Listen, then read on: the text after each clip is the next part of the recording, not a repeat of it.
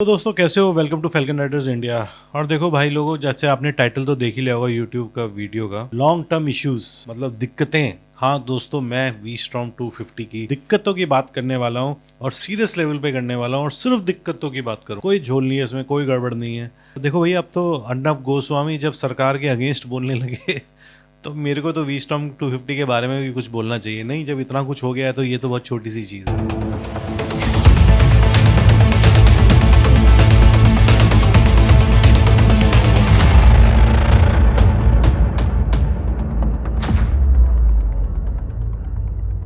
तो दोस्तों सबसे पहले जो मैं बात करूंगा वो है अपग्रेड। बहुत टाइम हो गया है वी स्टॉर्म 250 का अपग्रेड आना चाहिए। बहुत टाइम हो गया है, बीच में अपग्रेड आया था, वो कलर वलर का आया था। That is not actually upgrade मेरे हिसाब से। वो तो बस एड ऑन्स है, मतलब कि एड ऑन्स टाइप, थोड़ा सा इधर से इधर कलर कर दिया, उधर से इधर। तो ऑलरेडी जो एक अच्छा पैकेज है वी स्टॉर्म 250 का, इसका अपग्रेड काफ़ी टाइम से नहीं आया है।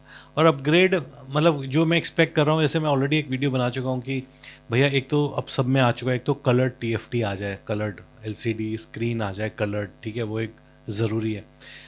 और दूसरा मेरे को ऐसा लगता है कि इंजन, मेरे को लगता है कि सुजुकी 250 में ही खेलेगी अभी। मेरे को नहीं लगता कि बड़ा सीसी का इंजन लाएगी, पर थोड़ी सी टेक शायद लिया है। और आई डोंट नो, माइट भी थोड़ा बहुत क्या ऐड ऑन कर सकते हैं आपके हिसाब से। देखो इंजन मेरे को नहीं लगता कि बड़ा इंजन लाने वाले हैं, अभी 250 सीसी ही रहेगा। और क्योंकि कॉस्ट इफेक्टिव भी रखना है, क्योंकि जहाँ पे वी स्टॉर्म 250 की कॉस्ट और भी ज़्यादा हो गई, वैसे ये थोड़ा सा अपर साइड है इसकी कॉस्ट, और भी ज़्यादा हो गई तो नंबर्स और भी कम गिर जाएंगे। ठीक है, तो अभी क्या है कि मार्केट में बिल्डअप कर रहे हैं वी स्टॉर्म 250 को, थोड़ा थोड़ा हो रहा है, पर कॉस्ट की वजह से मेरे को नहीं लगता कि बड़े सीसी का इंजन आएगा। इसी में मेरे को लगता है कि थोड़े बहुत अपग्रेड्स आ जाए। कलर टीएफटी तो मेरे को लगता है कि आने वाला है, कब आने वाला है मेरे को पता नहीं, पर आएगा, क्योंकि उनके स्कूटर में भी आ गया है कलर्ड वाला, तो वो सेम इसमें आ जाएगा। उसके बाद जो मेरे को एक लगता है कि इसमें जो सस्पेंशन है, नो डाउट एक सस्पेंशन एक ऐसी चीज़ है जिसपे अगर थोड़ा सा काम किया जाए, थोड़ा सा, और सॉफ्ट की साइड से थोड़ी सी सेटिंग की जाए, सॉफ्टवेयर की साइड से, तो बेटर होगा। काफ़ी लोगों की ये कंप्लेन रहती है। इनफैक्ट मैंने भी वीडियो बनाया है काफ़ी, जिससे मैं हमेशा ये बोला है कि इसका जो सस्पेंशन है वो थोड़ा स्टिफ साइड पे है, पर उसके फ़ायदे हैं, नुकसान है, वो सब मैंने वीडियो बनाया है पूरा सस्पेंशन के ऊपर। पर मैं को स्टिल कहता हूँ कि जनरली लोगों को डे टू डे वाले जो ज़्यादा हैं और जो हाईवे पे बहुत ज़्यादा क्रूज़ नहीं करते हैं, मेरे को ऐसा लगता है कि थोड़ा सा अगर सॉफ्ट साइड पे आएंगे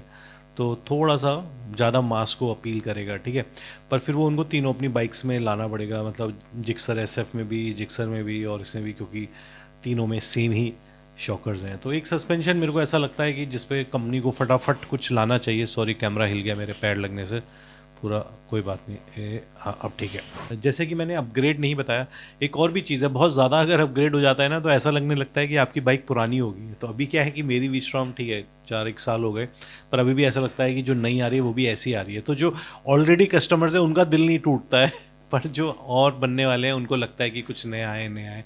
पर हमें लगता है कि ठीक है ना, बढ़िया है, यही बाइक है। अभी भी आप बेचने जाओगे सो मार्केट वैल्यू में भी बहुत ज़्यादा फ़र्क नहीं पड़ता है, क्योंकि जब नया अपग्रेडेड वर्जन आ जाता है ज़्यादा, तो फिर वो पुराना हो जाता है। तो वो एक फ़ायदा है।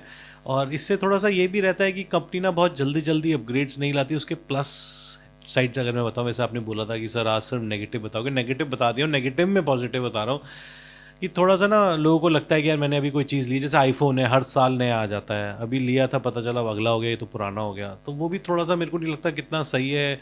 खासतौर से इंडिया में जो एक टेंडेंसी है, किसी चीज़ को खरीद ली तो कुछ टाइम तक उसको रखते हैं, ऐसा नहीं है कि हर साल अपग्रेड कर। तो वो एक चीज़ है प्लस वाली side, but still upgrade is needed. उसके बाद एक और चीज़ है जो काफ़ी लोग मेरे को बोल चुके हैं, काफ़ी लोग कमेंट्स में भी लिखते हैं आपका, कि ये बाइक ना थोड़ा लेफ़्ट की तरफ पुल होती है। सो ऑनेस्टली मैं बताऊँ तो जैसे मैंने भी बहुत बार बनाया है, मैंने भी छोड़ के चलाई है। देखो कभी कभी तो क्या होता है कि एक तो क्या होता है कि जो रोड होता है, अगर आप रोड पे जब चल रहे होते हो, मैं अभी ये नहीं कह रहा हूँ कि लेफ़्ट साइड पुलिंग नहीं है, थोड़ा बहुत है।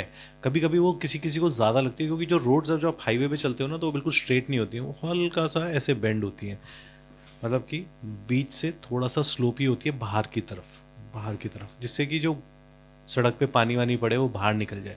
तो जब आप उस पर चल रहे हो तो हल्का हल्का लेफ्ट में आप जाओगे ही, खासतौर से स्लो स्पीड्स पे, मतलब 40 50 60 स्पीड पे आप थोड़ा सा बाहर निकलने की आपकी कोशिश करेगी बाइक, क्योंकि स्लोपी होता है। पर स्टिल मैंने ऐसा महसूस किया है मेरी बाइक में, ऐसा नहीं है कि बहुत, जब मैं छोड़ के कभी चलाया भी है, मैंने कहीं देखा है, कहीं कहीं मेरे को ऐसा लगता है कि हल्की हल्की जा रही है, बहुत बार ऐसा लगता है कि नहीं जा रही है। थोड़ा बहुत रोड का भी फ़र्क आ जाता है, पर स्टिल मैंने महसूस करता हूँ जब आप इतने सब बोल रहे हो कि थोड़ा बहुत है, पर मेरे को ऐसा नहीं लगता कि बहुत अजीबोगरीब है। होना चाहिए, नहीं होना चाहिए, वैसे तो नहीं होना चाहिए, पर अगर है तो ऐसा नहीं है कि बड़ा अजीब सा और रहता है। मतलब अच्छा है ना, दोनों हाथ छोड़ के मत चलाओ। जब तक दोनों हाथ छोड़ के नहीं चलाओगे तब तक पता कैसे चलेगा कि लेफ्ट में जा रही है। बट नथिंग एब नॉर्मल। पर कहीं ना कहीं मेरे को लगता है कि आई थिंक वेट का डिस्ट्रीब्यूशन का थोड़ा बहुत हो सकता है, और किसी किसी को थोड़ा सा ज़्यादा होता है, तो वो मेरे को लगता है कि थोड़ा सा रोड पे भी फ़र्क आ जाता है। और मैं अगर नेगेटिव की बात करूं तो जो सीट है, सीट मतलब मेरे को तो मतलब ये नहीं कह सकता कि बहुत ज़्यादा कुशन है, पर ठीक ठीक है कुशन। और ख़ास तौर से अगर आप लोअरिंग वाली सीट लगा लेते हो, जिसमें एक लोअरिंग सीट भी आती है ना, वो भी है मेरे पास, तो कुशन और भी कम हो जाता है।